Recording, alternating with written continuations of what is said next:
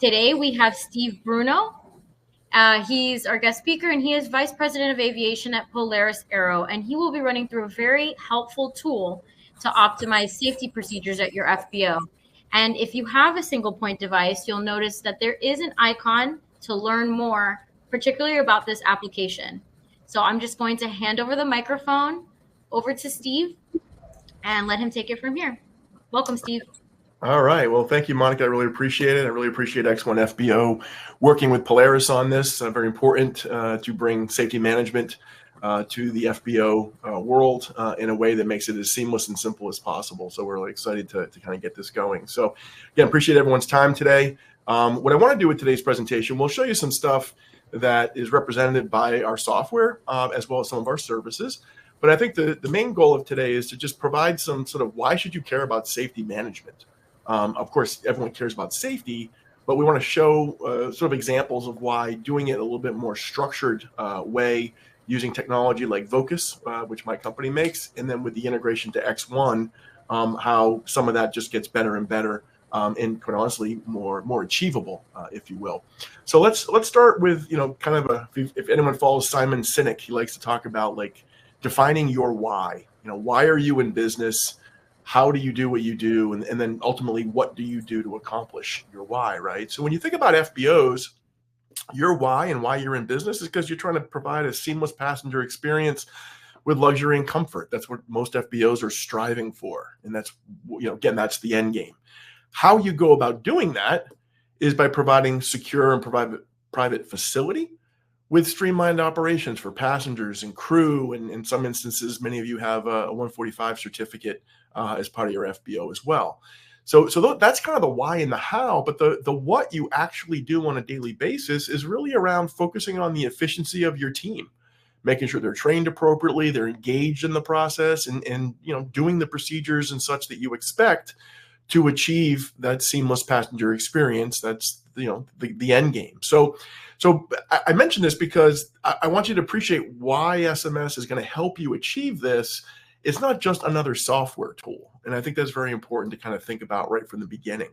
Another thing that I want to sort of put up at the front, while I'm going to talk about safety and quality kind of interchangeable, it's important to realize that with safety, certainly in business aviation, there's always inherent risk.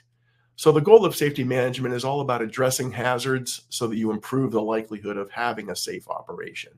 If you wanted to have a 100% safe operation, you would never receive one more airplane, but that's not why you're in business. So everything we're going to talk about here is all about mitigating the likelihood of problems reoccurring. You might not ever get have them completely eliminated, but if we can minimize it, that's obviously good for business in a multitude of ways.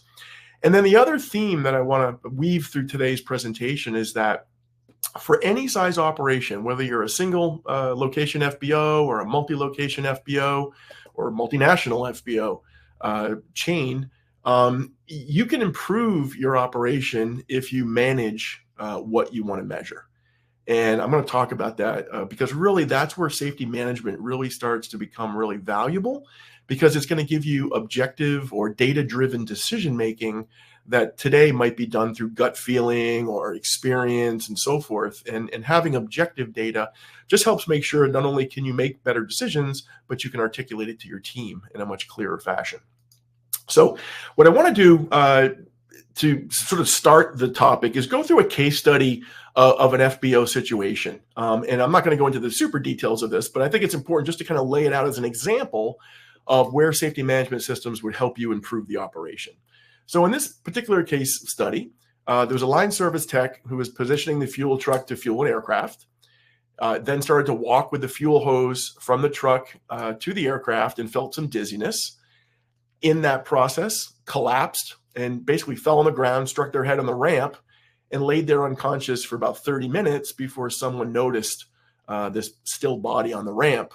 And then, of course, called paramedics. They called, and fortunately, the line service tech only had a minor concussion. But, of course, that could have been considerably worse from a multitude of ways. So that's kind of like the what happened. And in a safety management system, you'd want to have something like this get reported, right? Hey, this is what happened last night, or this is what happened just now. And then, of course, somebody is going to take that report and want to process that. So just in this example, some background information that the investigation uncovered was that this all happened in a very busy month of December.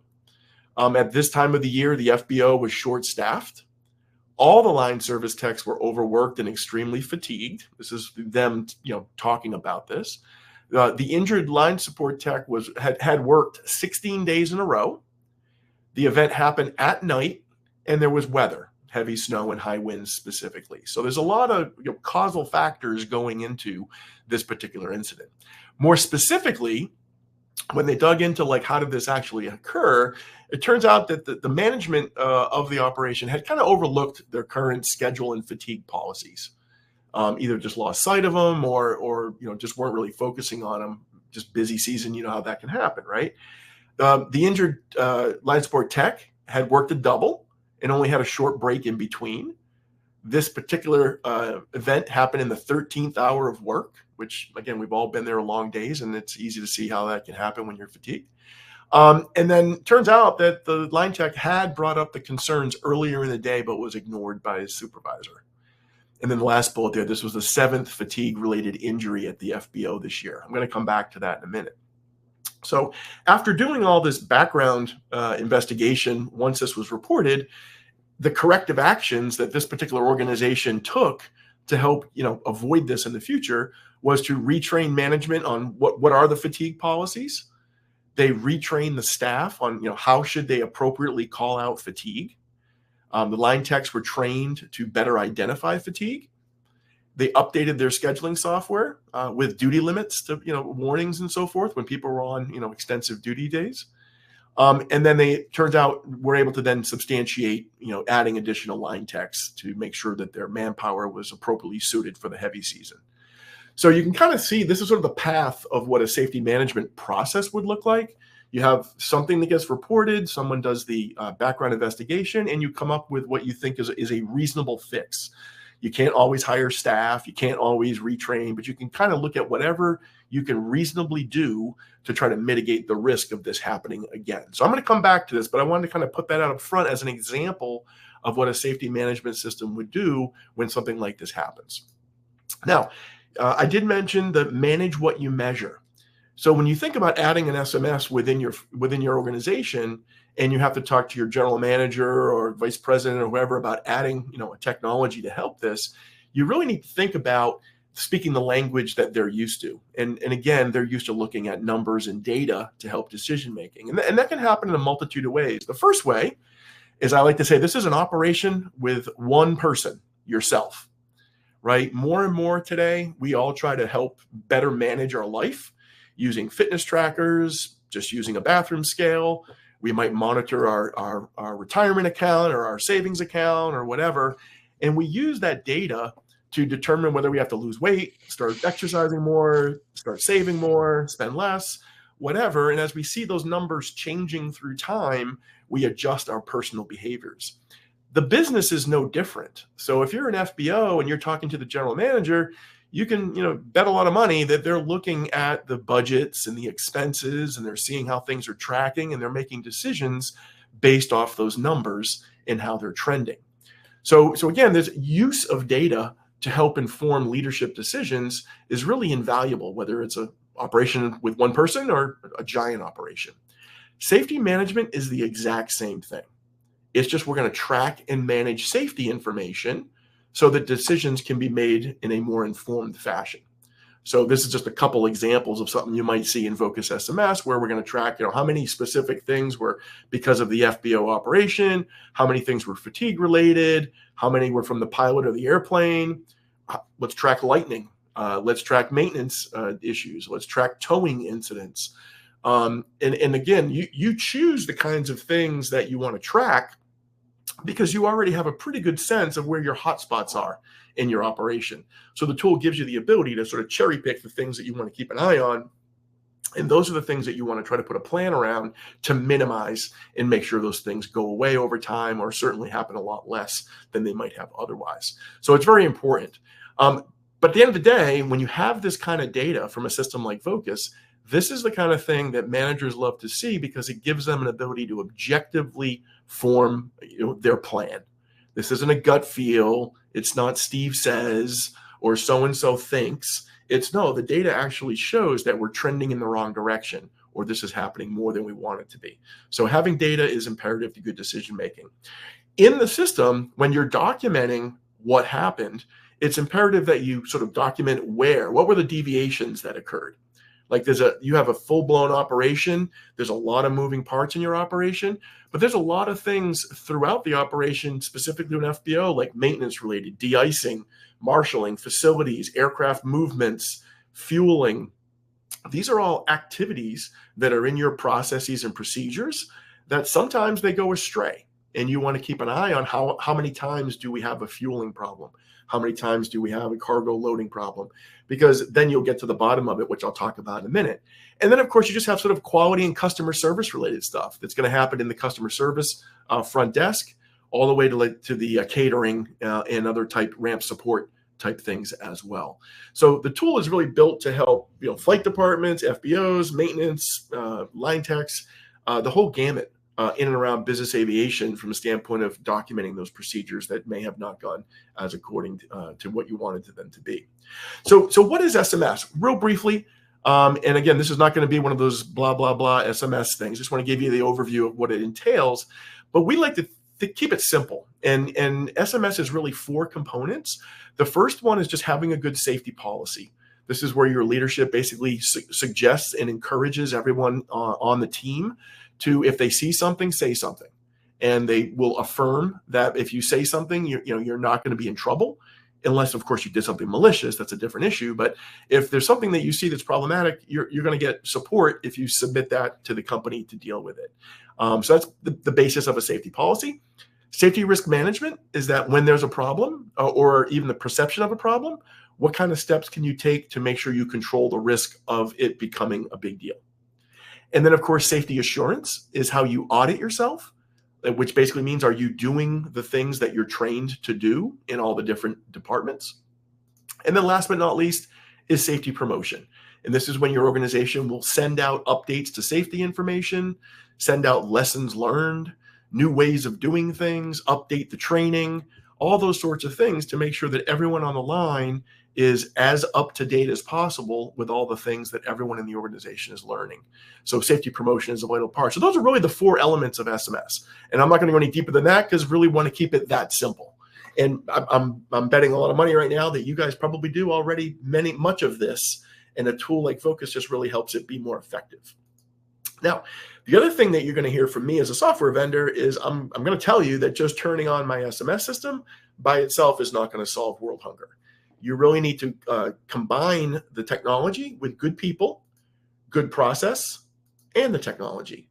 And this is where, again, our partnership or the beginnings of a partnership with X-1 FBO is important because you're already leveraging X-1 FBO to help many processes and your people in the FBO operational side of things. Bolting on VOCUS SMS just starts to really tackle the safety specific stuff that happens during those procedures.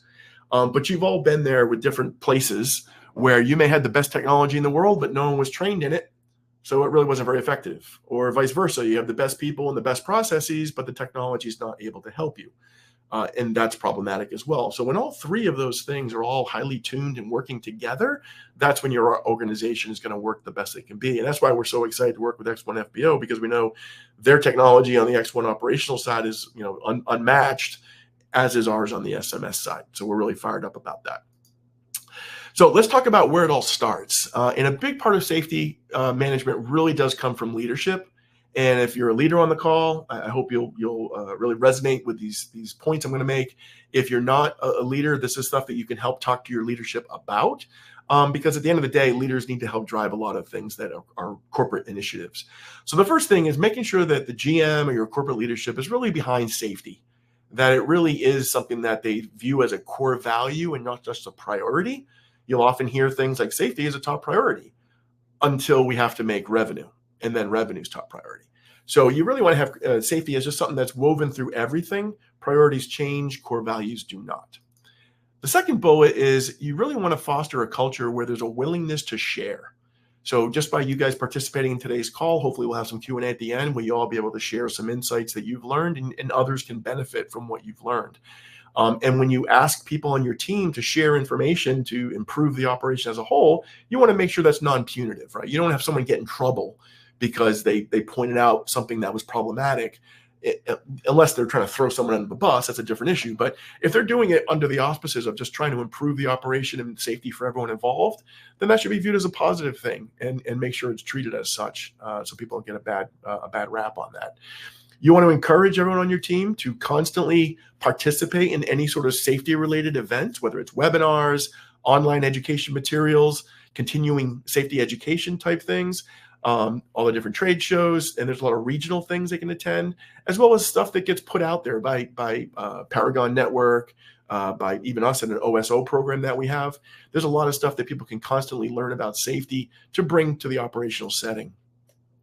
And then as an organization, sometimes you need a little bit of a catalyst to really put a little bit of juice behind an initiative. So sometimes you might want to consider trying to get certified with ISBA, which is basically the certification of safety from ICAO, and that's specific to FBO and ground handling type operations. Now, that might be a little bit too much for you to get started, so you don't have to do that, certainly. But it does really help when you can have a third party sort of stamp your organization as, yes, this organization really does walk the talk when it comes to managing safety, which is really important. So sometimes having that kind of goal just really helps push things to get over the goal line. Now, from a safety standpoint, I promise you I wasn't going to bludgeon you with all sorts of SMS type detail.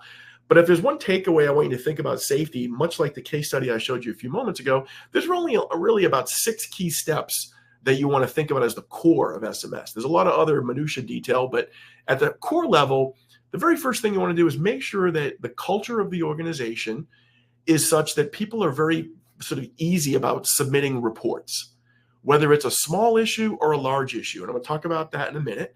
If people are not submitting a report, then the management team has absolutely no insight into where problems are occurring. So there's really nothing to be able to help manage and improve because you're completely unaware of issues. So getting people to report things is very vital. The second piece of that is having somebody on the management group or the safety administrator or whatever take that report and process it through the root cause analysis. Understand, why did this happen? Or what are the things that could make this happen? And be able to put in place a plan to help minimize that, which is the next piece, and that's corrective actions. So having an organization and a management team that says, hey, look, we've spotted the potential problem. Let's get a game plan together to fix this, or to minimize the likelihood of it reoccurring, and the willingness to go through and get it done. Next, you want to take those risk controls and you want to document the lesson learned, and you want to train your team, which is important, right? If the organization has learned a lesson and you don't train the team, then effectively your organization hasn't learned the lesson, right? And oftentimes in FBOs, and true of business aviation across the spectrum, there's a fair amount of turnover. And when a new person joins your team, how are they going to know about a safety mishap a year ago when they weren't even here with you? So there's a lot of ways in which you want to train so that you carry forward those lessons learned, and we'll talk about some technologies in that front as well. And then last but not least, just because you put in a fix to a problem, you still have to keep your eye on that fix to make sure that it is working as you expect. If you thought you fixed a problem and the problem continues to happen, then the fix that you put in place is ineffective and you need to change it and improve what you're doing. There's another area where an SMS is really helpful to be able to keep an eye on whether or not these risk controls are working. Now, the interesting thing about SMS is it's not a once and done thing. This is not something you do at the start of implementing an SMS. This is something that you do all the time. And you're constantly cranking through this little 6-step sequence here, because your people are going to come across all different types of things. Your passengers may see things. People who visit you, like the pilots, will see things, and they're going to report it, and you're going to want to get ahead of it. Now, the reporting, I want to go back to that because this is a very important concept. Oftentimes, people think of SMS as only reporting when the bad stuff happens. Like if I didn't lose a limb, I'm not going to report it. That's not the way you want to think about an SMS. In essence, an SMS is a process improvement tool. And what you see here from this Boeing META is that, which cited a U.S. Navy study, they found that the contributing factors to low-scale events were the exact same contributing factors to the big events. So what that means is if you can have people report even the little things, the near misses, the, hey, it didn't happen, but it could have type events, then you want to investigate those, because just because something didn't happen today doesn't mean that it couldn't become really problematic tomorrow. And that's part of where the culture has to really understand the value of reporting, not just when they lose a limb. This is something that they need to report all the time when they say any place where there can be an improvement or something to pay a little bit closer attention to. So let's talk about that process a little bit. The first thing is with the X-1 FBO integration. As Monica pointed out, there's a little icon now on the SinglePoint device, which if you're a subscriber to the VOCUS SMS, it'll navigate you. You can log into VOCUS, and now you can be doing your safety reporting. We also have a QR code feature, which allows FBOs to hang up a poster with that QR code so that anybody with a smartphone can submit a safety report directly into your SMS. When that data comes in, you're going to then have a safety administrator or a manager of some sort review it. But if they don't do anything with that data, that's actually problematic as well, right? Now you've just got a bunch of data that's useless because no one's looking at it. So you really want to process that data. And what we like to say is our tools enable you to document what we call the full safety story. I'm going to talk more about that in a minute. And when you document what culminated in this problem, ultimately all those charts and graphs and objective insights are going to be available to you, both to give to your management for different decision making, but to also give to your team so everyone can see the progress you're making when it comes to improving or minimizing safety issues. And then, of course, what comes out of your SMS are the risk controls and corrective actions, which I just referred to a moment ago. So fundamentally, everything you see there happens very seamlessly within VOCUS SMS. And then we have some other tools that we're down the road we hope to integrate with X1 as well, where you can do a pre-event or pre-duty ground risk evaluation, which will look at the work you're about to do for the day or the hour, and will give you advanced warnings of any safety implications. For example, if you're about to tow a G500, remind you of the turning radius for that. Or if you're going to do a certain type of fueling, it's going to remind you about certain PPE that you need to have, or anything like that. So that if you're not familiar with these things, it'll make sure that you're reminded of critical safety related things. And then, of course, after you do the work, if there was a problem or something that you think could be better, you want to debrief and put it back into the system. So you can see that what I just did with my flowchart here is I just closed the loop. And if you do this all the time as an organization, this is in effect process improvement. You are constantly getting better and better and better at what you do because your team has taken the time to notice a little nuance that can be improved. And you're going back through and refining the processes, refining the tools you use, the training you adopt, whatever the case may be, but you're getting better and better through time. Now, it's important to take a minute and talk a little bit about what do you report. Just like I mentioned a moment ago about the Boeing META report, I want to explain that in a little bit more detail so you understand what I mean there. If all you did was track what we call the high-level outcomes or deviations, such as what you see on the screen, you can see here, let's say this was the last week. We had a misfuel and we had 4 injuries. Your initial reaction was, oh, we have a trend with injuries. But if you truly do a root cause analysis, in this example, you might find that all 4 of those injuries were due to 4 completely different factors. So there really is no trend at all. It just looks that way because it's injury related. So it's imperative that you look under the covers, so to speak, to appreciate why these things are happening, to know whether or not you really have a problem or not. A similar example would be this one, where let's say in the past week we had 1 misfuel, 1 cargo damage, 1 FOD control issue, and 1 injury. You might look at this data and say, oh, there's no trend here, we're good. But again, if someone's processing these reports and they do the right type of analysis and dig in appropriately, they may find that all 4 of these events were due in some way, shape, or form to fatigue by the line tech. So again, fatigue in this case would be the trend. And these are the ways in which fatigue manifested itself. But fatigue is what you want to keep an eye on. So we would like to show this example because that sort of underscores the value of a system. So let's talk about how you do that. So when a report comes in, your safety person or your manager who's going to review these reports You want to understand who was involved, what were they doing, and where was the deviation, when did it happen, and where, and what time of day, what were the malfunctions, if any, and what were the root causes. Excuse me. And then were there any negative outcomes like injuries or damage or environment damage and so forth? And what was the impact of that? Was it delayed flights, canceled flights, cost implications, you name it. And if you go through the true effort to really get to the bottom of these things, you're really documenting the who, what, when, where, and why something happened. And this is really where technology comes into play, because you can imagine that if you tried to do all that on the back of a napkin, it gets really hard to automatically see trends. Whereas when you put data like that in an SMS tool like VOCUS, a lot of those trends just bubble out because it's a database.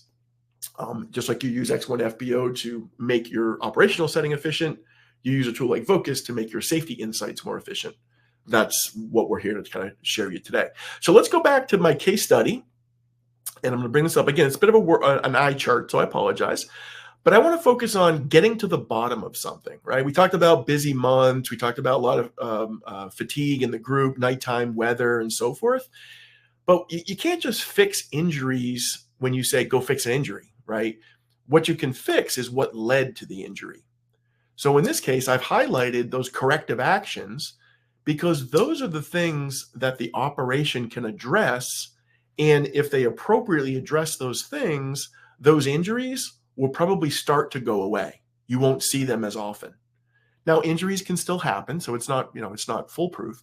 But if you're taking the appropriate steps, the chances of them reoccurring are going to be either less severe, or maybe they go away entirely. Who knows? But the point is, that's why you want to use a safety management process, to go through that analysis, to really get to the bottom of it. And that's where you fix these problems. So the other thing I want to point out, though, is the last bullet on the left here. This was the 7th fatigue-related injury at this FBO this year. So now, if you didn't have an SMS, and you probably wouldn't even recognize that there were 7 injuries. By having an SMS, you start to see when number 1 happened, number 2 happened, number 3 happened. And I'm not going to tell you when you start to take action. That's entirely on you guys. But when you start to see the data as a management group, and you start to see, hey, there's a trend here with fatigue that I think we need to really address. Let's say, for example, the FBO decided to address this after the 3rd event. Chances are events 4, 5, 6, 7 would not have happened. What if they waited until the 5th event? Well, chances are, event 6 and 7 might not have happened. And even if, in this example, they had tried to address it after the 6th event, then the chances are this particular line tech would not have slipped and had a concussion on the ramp. So the point of SMS is not to suggest that you can just fix everything anytime anything happens, but it's an ability for you to kind of put a wrapper around it, understand what went to it, and start to track and monitor things. And then you decide based on what's reasonable for your operation. Let's face it, things cost money. Sometimes you need people, sometimes you need equipment. And as much as you'd like to just, throw money at every problem you have, you just don't have that kind of resource. So you want to be able to try to do whatever you can. Might not be perfect, but if you're doing something, you're probably going to make an impact in a positive way. And that's the goal of an SMS, to give you that visibility. So let me talk a little bit about that. And this is where whoever you put in charge of reviewing safety reporting or quality reporting, they really have to take their job seriously, because it really is the crux of getting to the bottom of it. So remember what I showed you earlier about this one slide where those 4 injuries had 4 completely unrelated factors. So there was no trend. Let me explain how we arrived at that.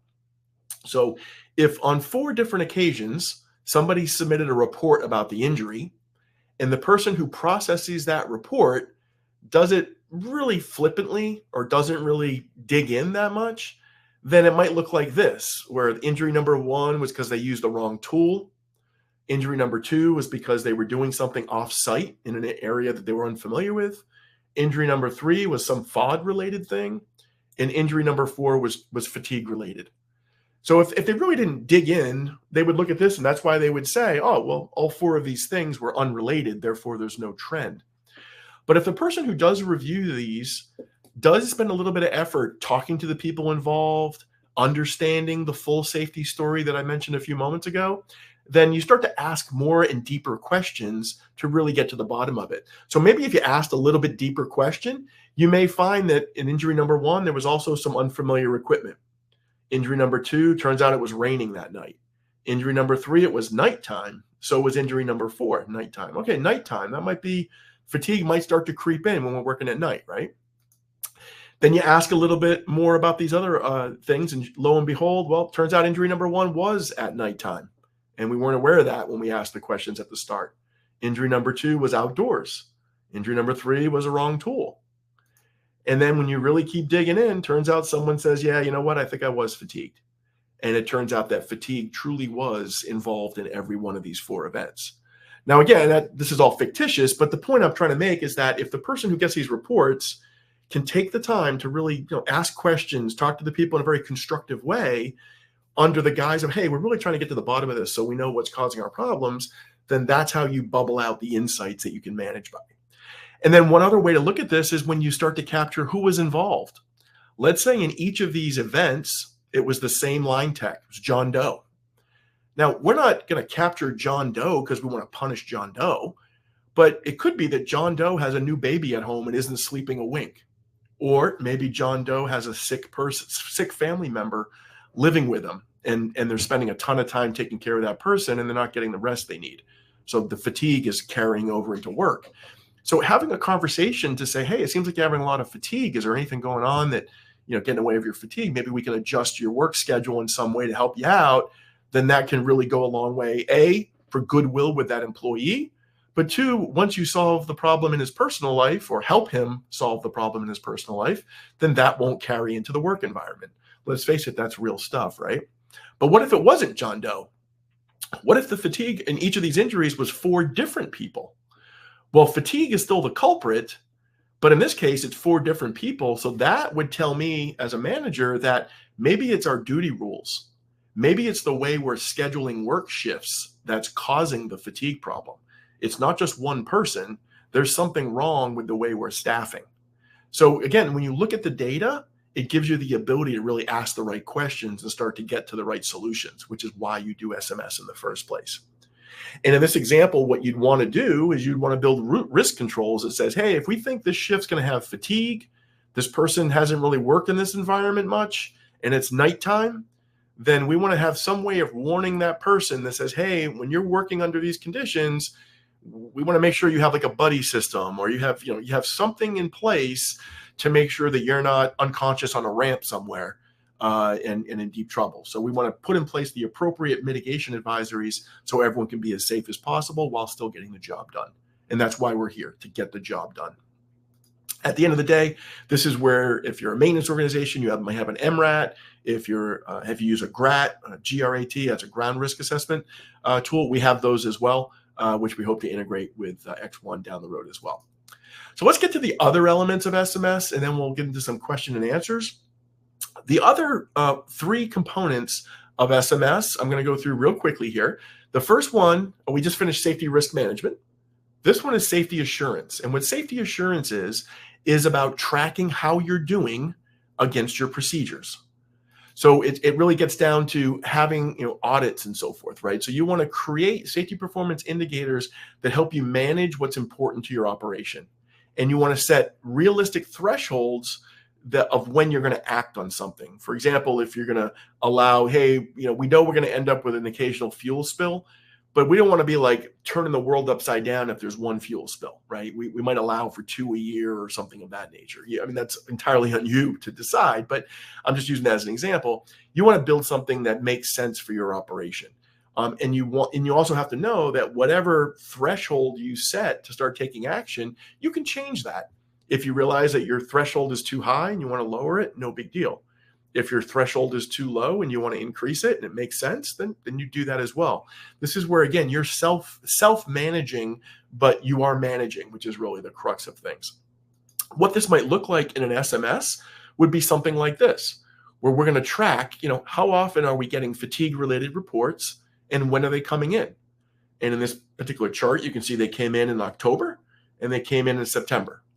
So again, nothing here all that problematic. So there's nothing to really get panicky about, right? But we can set a level that says, hey, when we see more than, say, I think this example says 4 per year, that's when we're going to start taking action. So really, in this case here in September, or I'm sorry, in July, we would probably start taking action on fatigue because now we've hit that threshold of 4. We weren't going to really worry about it until we hit 4. Now that we hit 4, now we're going to really start getting serious about managing fatigue. And then the other way to look at this is, how are these problems manifesting in the operation, right? Keeping an eye on that, right? So in this example on the right, this is where when those reports get submitted, you are looking at things like, we having aircraft positioning issues, vehicle parking issues, cargo problems, et cetera, et cetera. And you're going to want to get to the bottoms of those things. But by having insight into the problems and the causal factors, you start to get a sense of the cost implication. Right? Hey, we're spending, $500,000 a year on damage. Man, it seems like if we could spend 50 grand on some sort of fix, we could probably eliminate at least half that damage. So that's where you want to have that kind of insight. And that's, again, another thing that the SMS helps with. I mentioned audits. That's really a big piece of what safety assurance is. So are your processes being followed? Your supervisors look over their teams, your managers, monitor your supervisors.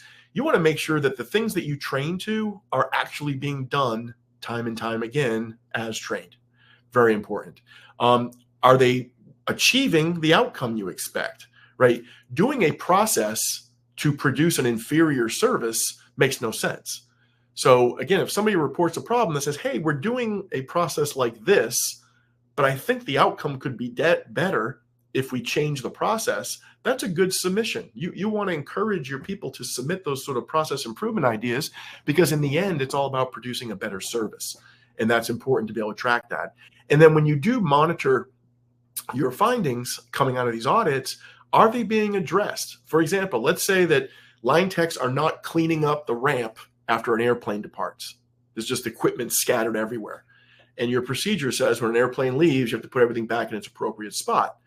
Well, if you're going to allow this sort of haphazard, departure situation, then you're just asking for problems to happen.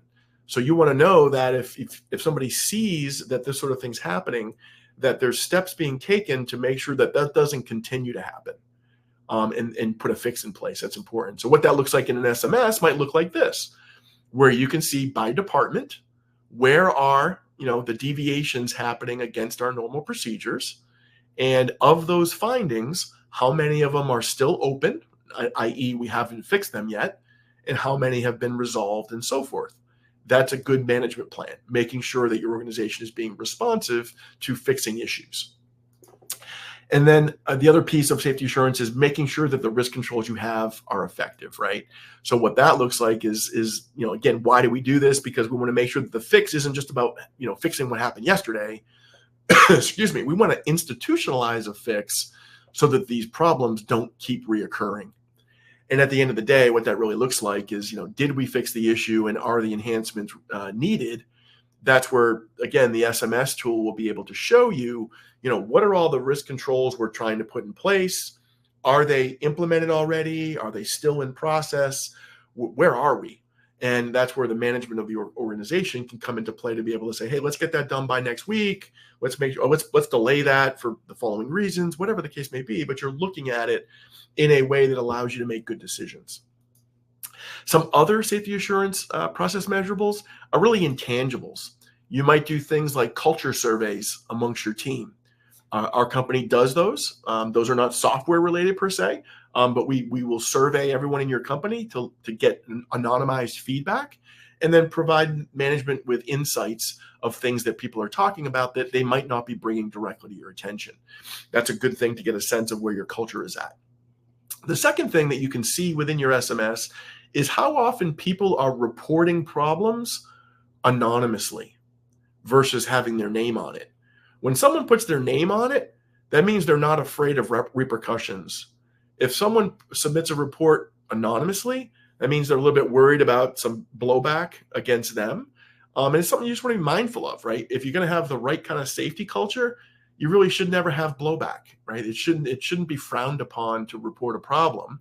And if there's a problem with an employee, as a manager, you work it out, and just go through that stuff. So you have to be mindful of that and keep an eye on that as well.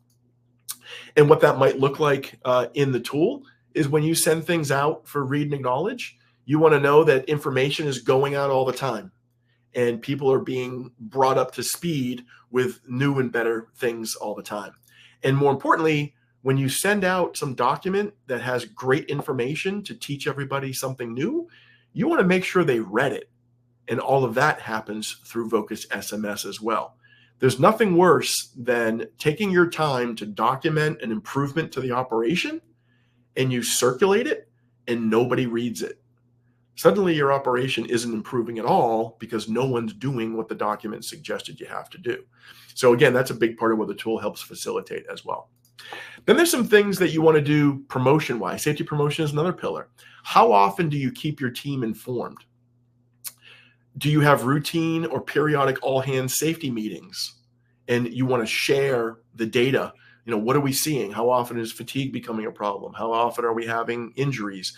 Things like that are good insights for everyone to be aware of, because if no one's aware of it, then your team isn't on top of these things either. When you send out documents, it's imperative that people read them, like I said. And then last but not least is lessons learned, safety meeting minutes, OEM news, webinar information, and so forth, making sure that that's stored somewhere and very accessible to everyone on your team so that they can reference it later on, right? It does you no good to send out some tidbits of wisdom through an email, and then a year from now, nobody can find the email. It's buried, 7 miles deep in the inbox. You want to have a way to make sure that you store these things, and that's what the SMS helps with as well. Some other things as well is, again, the risk controls that you put in place, making sure that that's in place and leveraged by your team. Ecosystem, you have vendors, you have contractors, you have OEMs, like your fuel trucks, for example. Do their safety programs mesh with yours? Are they the weak link? Are you the weak link? You really want to think about that, because now with the FAA mandate for 135 operators, there's a whole element of the ecosystem concept where if a problem happens, is reported at a 135 and it involved an FBO, they have to get the FBO involved in that SMS process that the 135 is going through. So more and more as an FBO, you're going to start to hear from your 135 customers, do you have an SMS? Can you show us more about that SMS? Because they're going to start choosing FBOs that really have an SMS, because that has to dovetail into their SMS accordingly. So if you haven't started to see it yet, you're going to start to see it. It's going to happen more and more. Certain airports now have to have an SMS. FBOs are not required to have an have an SMS yet, but there's going to be a little bit of peer pressure from customers and airports in time. And it would surprise me if in time the FAA doesn't also require FBOs to have an SMS. So doing it ahead of time is just good for business and positions you well for when things change. Partners, I mentioned the airport kind of already as well. Sometimes airports, particularly if you're at an airport that is required to have an SMS, they may start to flow down some requirements to you guys on the field as well. And then customers, as I said, 135s in particular. And you also want to know, are your customers treating your team and respecting your procedures as well, right? I mean, you have a safety or operation that you want to run. And if customers aren't respecting that, then you want to address that. And obviously, as politically correct way as possible. But you don't want customers just doing things that really jeopardize your operation in themselves. Some other things you want to think about is you need to look outside your box. And what I mean by that is, again, don't stick your head in the sand and think that just because you haven't had a problem, there isn't going to be one. You really want to benchmark yourself with others. We happen to participate with X-1 FBO in the Paragon network. They have a great leadership and line service tech program that they go where they bring a bunch of FBOs together and they share best practice. Super learning opportunity. There's a lot of other ways you can do that as well, including our OSO program, which is a monthly webinar series where we want to talk about best practices and case studies and things so that everyone learns from the lessons of others. You also want to participate in your industry through associations, the regional associations. Your home base airport may have safety days that they participate. We just last week, I was in Trenton, and they have a great safety day where they bring in the FSDO, they bring in the airport manager, they bring in all the operators around there. It's a really great opportunity to share. Then, of course, your OEMs, whether it's your fuel trucks, whether it's your fuel providers, or even the aircraft providers who fly into your place a lot. It might be good to have them involved as well. Data sharing is important. There's a lot of tools now, including VOCUS, that offer data sharing. You want to be mindful of when you're sharing data, it's a two-way street. Don't just consume information, contribute as well. You have a lot of knowledge that can benefit somebody else. So think about data sharing as a two-way street, and it's just good for the industry as a whole. You want to be able to share what you're learning from others as well, right? Just you don't want to hoard it for yourself, right? If you learned a special trick about fatigue management, boy, why wouldn't you help somebody else to avoid injury and damage at some other location? Also, what trends are you hearing about? And last but not least, what technology is available and what's to come? And that's where the Polaris X-1 FBO is a big piece of that. We're just getting started with our relationship, but we're really eager to kind of see mutual clients pull on us to say, hey, we'd like it to do this, this, and this in a little bit more seamless fashion. And that'll give X1 and Polaris sort of the catalyst to do more with our development and collaboration together. So these are things that we're hoping to work together with our clients to continue to push the envelope and do good things. So at the end of the day, this is all about better decision making, whether you're using X1 FBO for decisions and or you bolt on VOCUS SMS for safety related decisions. It's all about being at your best, not just simply being compliant, checking the box. And that's a really vital thing that you want to think about if you want to be a world-class operation. Some benefits that we've seen from our other FBO clients would be things like, number one, the development of a strong culture that's built around process improvement. When people are willing to participate and they constantly see that the things that they submit are transitioning into improvements that makes their life better and makes the operation safer, that momentum builds up on itself, and that builds a lot of goodwill within your operation. From that, customer experience. We've heard a lot of FBOs talk about the fact that safety and quality can be felt the minute you land on the ramp. And you can't just talk about safety and talk about quality. You have to do those things. And when you have a program that really helps foster that, again, your customers can feel that, which is important. The obvious thing is when you solve safety-related problems, you're going to avoid damage and injuries, all of which impact your employees or passengers. It also can cost you a lot of money. You have to get involved with OSHA, so forth and so on, right? And your insurance broker. When you build a strong culture, that's going to lead to lower staff turnover and higher engagement in your operation, right? It's one thing to have a handful of managers who just pump out process improvement all the time, but if your line people aren't buying it, then the process improvement isn't going to take shape. But if you've got a strong culture where line people are participating in process improvement, managers are participating in process improvement, and it's just all symbiotic through the entire hierarchy of an operation, you're going to see that really quickly. We've also seen the bolstering of industry recognition, particularly with those who go and get ISBA certified, as well as just their own FBO reputation, because customers can feel that safety and quality I was referring to.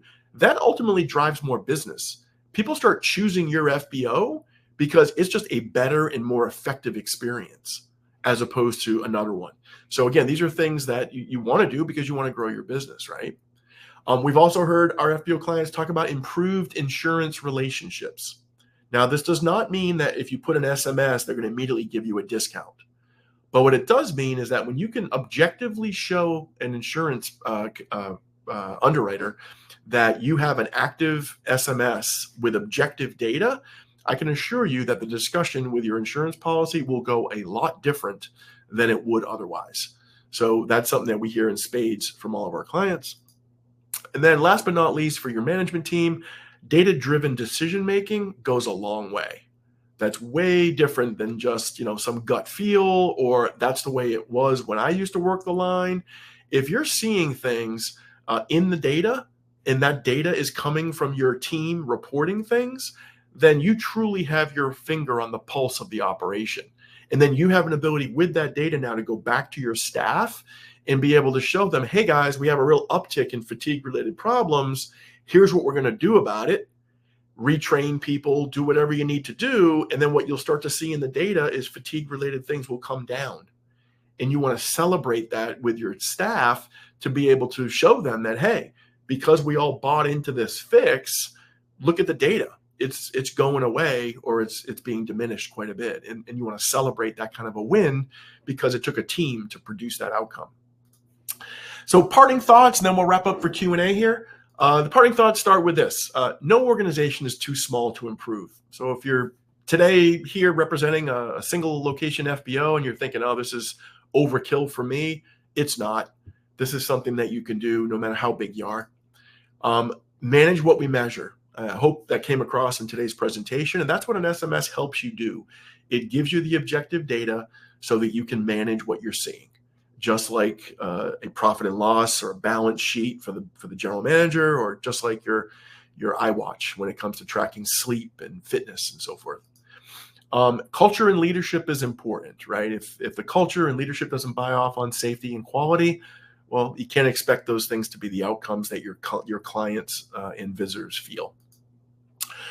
And one of the important things to know is that when you start an SMS program, oftentimes there's a perspective of, oh my God, I have to boil the ocean. The truth is you probably already do most of what's required. It's just a matter of formalizing it. And that's really can be somewhat of a comforting feeling when you sit down with someone like Polaris to kind of go over where you're at, and we help you get started with the system. It's important to know that effectiveness with these sorts of programs is, again, a people, process, and technology endeavor. It's not just turning on my system. It's you have to do these things with people and process. And then last but not least, this is a message that I can't sort of stress enough. Just because you have not had any safety events in the recent past is not a guarantee that you have a safe operation. Really, really important. You have to do safety all the time. It's not a once and done kind of thing. And this is something that, again, I can't underscore enough. And that's what an SMS really helps you keep an eye on. Make sure that you are actively doing SMS. So with that, I'll wrap up here and turn it back to you, Monica. Any questions, that QR code goes to our Polaris Aero website. But as Monica pointed out, in the single point device, there is an icon there now that will take you directly to a landing page where if you're a VOCUS client, you can log in. And if you're not a VOCUS client, you can get more information about VOCUS and schedule a demo and so forth. Monica, turn it over to you. Okay. Thank you, Steve, for that presentation. I also shared the link to your landing page to learn more information in the chat. And here at X1, safety is incredibly important. As far as like our platform goes, we're always trying to prevent, right, any mishaps. So please use the verifying the fuel type feature in our system, and we also have like a read back feature to make sure that everything that was requested on a trip. So we're more on the preventative side, and then this VOCUS has come up with this great tool to actually use data on things that maybe are things that can be corrected at your FBO, right? Yep. So I don't see any questions, but you guys also, since we have a few minutes left, if you want to take off your, turn on your cameras and your microphones, we'll be more than happy to have an open conversation. And if you have any questions about the platform, Steve's here to answer any questions for you. And while we're waiting, go ahead. Hey, Steve, it's Mike Ficklin with Corvus Partners. Hey, thanks for a great presentation. Thanks for letting me sit in and listen and learn. Awesome. I don't really have any questions. I do have a background in, I used the DuPont STOP program way back long ago. And that was a process of catching people doing things right and getting them to do things wrong. And we had in our operation, we had a lot of inspections. It was airline catering. So we had food safety, HACCP programs. We had FDA inspectors, USDA inspectors, corporate audits. I went to school at UCLA for total quality management, the Deming program for that continuous improvement. You're looking at something and doing an audit. And in my operation, I had a dedicated ramp lead whose sole responsibility was to give me 10 observations of airline catering a day on a busy LAX ramp, making sure the trucks and that chaos, that coordinated chaos of, or concert, if you will, of getting an aircraft serviced was all correct and done in a professional manner. And a lot can go wrong on the ramp with that, as you know. So happy to see you doing the safety culture and the continuous improvement, and what gets measured gets managed. Awesome stuff. I want to piggyback on your point about what went right. I think when you're trying to get the culture excited about participation and engagement, celebrating, hey guys, 99.5% on time or 99.5% on point, that sounds a lot better than, hey guys, we screwed up 5% of the time. Right. So you want to celebrate what went right, because that not only bolsters enthusiasm for participation, but it also underscores that the things you're doing are working the way you expect them to do. So there might not be much process improvement you can wrangle out of that process, because it looks like it's working based on the data. But that's where the data really becomes imperative to really track that. If it's only working right 50% of the time, then that tells a different story, and you really want to get to the bottom of that. So thank you for mentioning that, because it's not just about what went wrong. Keeping track of what went right makes just as much of an impact. Douglas, you turned on your camera. You have a question? Yeah, I do. I was just kind of interested in what's the cost of your program? Yeah, so great question. So we have a couple different flavors, and also depends on the size of the operation. It could be anywhere from like $500 a month to $1,000 a month. It could be higher if you're a giant organization, but somewhere in that range. So I like to say it's kind of the equivalent of a part-time employee, but yet giving you the insight to manage by. Okay, thank you. Mm-hmm. And again, I'm happy to get more specific with you once I learn a little bit more about your operation. Okay. Excellent. Mark has to hop off, but he wanted to say thank you, and he said it was an amazing presentation. Awesome. I appreciate that. And again, this is going to be available afterwards, right, Monica? Yeah. We're going to send you the recording after this session. And I also wanted to add that you guys have also like control over your single point devices, right? So if right now there's not an integration, but you wanted to use the SMS program, you would just have to contact our support. So that way you guys can install an app, because we do give the administrators control, like what applications are allowed on the single point device to avoid any kind of distractions, right? We don't want people like hanging out on Instagram while they're on the ramp. So we give you guys that control, but we also want to urge you to use it for other things, including communication. Like I always say, why not have a Teams app instead of radioing everything in? Go ahead and create chats, and you can use your Microsoft account to install a Teams app on our single point. So same thing goes here. So if you guys, right now we don't have a full integration, but if you do want to use your devices for any other website logins like for VOCUS, then contact support, and we'll help you get that done. Yeah, perfect. Any other questions? I guess I'd like to just wrap up by thanking X-1 FBO. I think it's important for those on the call who are X-1 FBO clients that when we first approach X1 to talk about including safety and getting some integration momentum going.